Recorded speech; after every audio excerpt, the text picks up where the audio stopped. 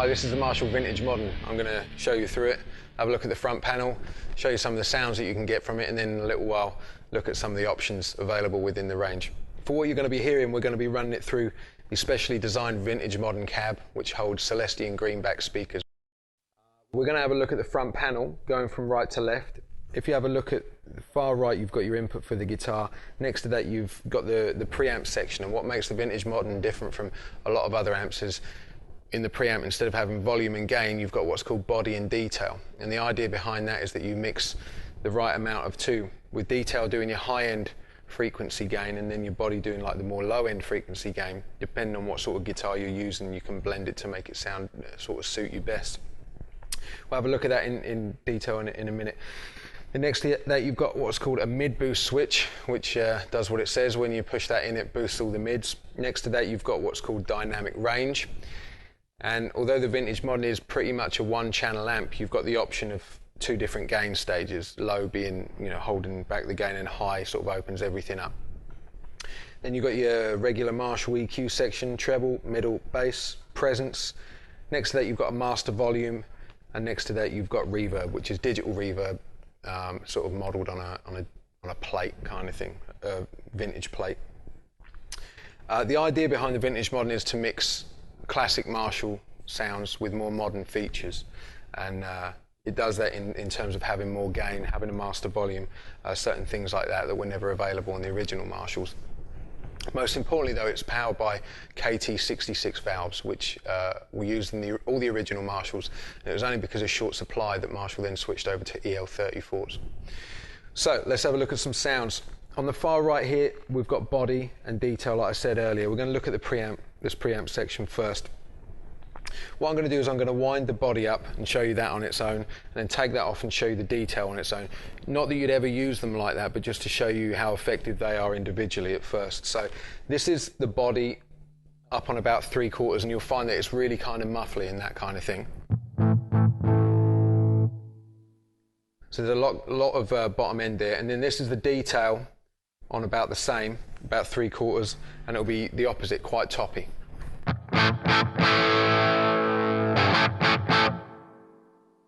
So like I said earlier, the idea is to blend the two in. So if you set both on about 1/3, then you get a nice clean sound going.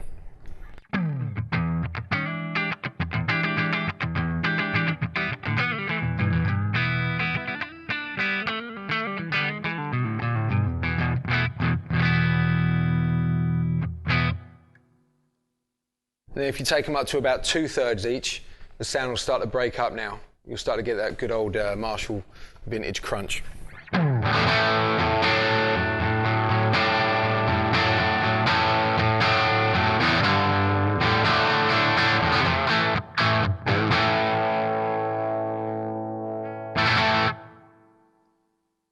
What that means is that your EQ section for this amp is a little bit less effective as it usually would be because of the EQ sort of settings on the preamp volumes. So use the bass and treble more for fine tuning, and obviously the middle is still well active as well.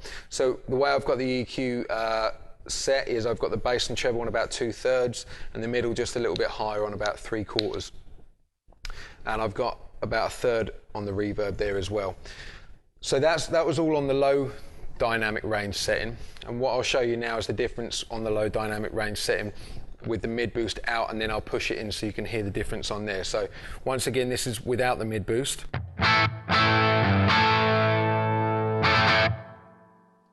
And this is with the mid boost in.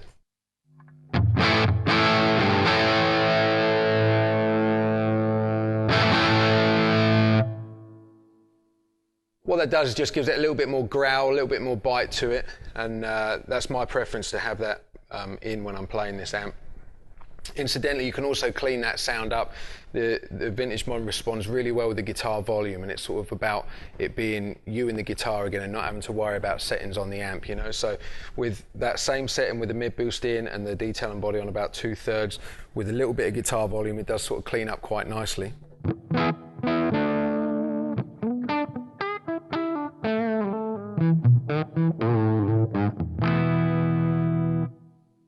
And then winding up on the guitar volume, you've still got all the bite there as well.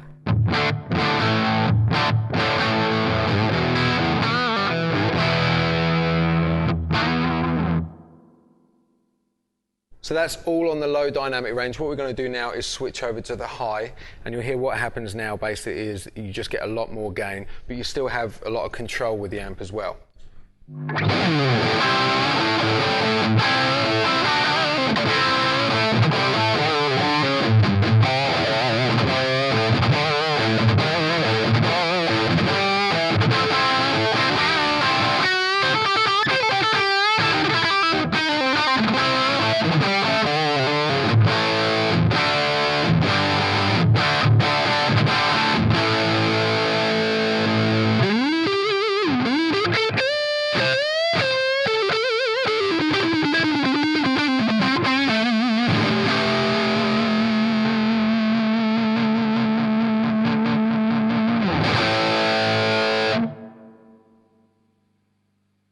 And so one sound that you haven't heard is on the high range with the mid boost out, because the mid boost was still in there, so I'll play you that now.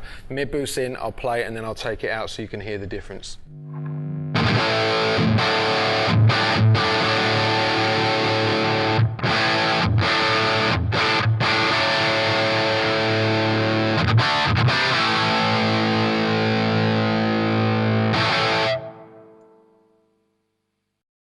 So that's pretty much all the sounds within the Vintage Modern. What we're going to do, we're going to spin the head round so you can have a look at the rear panel now, and then we're going to have a look at the different options within the range. Okay, so on the rear panel here, on the far left, you've got the foot switch input. You'll notice that there's a white nut on there, which is becoming more common on Marshalls now. So you know that when you're at a venue, if it's dark or something like that, and you're trying to find the foot switch input, you always know it's the one in white. The foot switch that comes with the amp controls the dynamic range and the reverb on and off as well. Then next to that, you've got the effects loop send and return, and your bypass loop switch and your effects level switch. And then further along, you've got your speaker outputs, 2 speaker outputs, and then next to that, you've got your output selection, so you can change it from 8 or over to 16 ohms. And then at the far end, you've got your mains input, and you also notice that the head and all the amps in this range actually come in purple and are also available in black. The Vintage Modern range is available as the 50-watt combo, the 50-watt head that you've just been hearing, and also the 100-watt head. All features across all the amps are exactly the same. And for more information on these amps and others in the Marshall range, please contact your local Marshall dealer.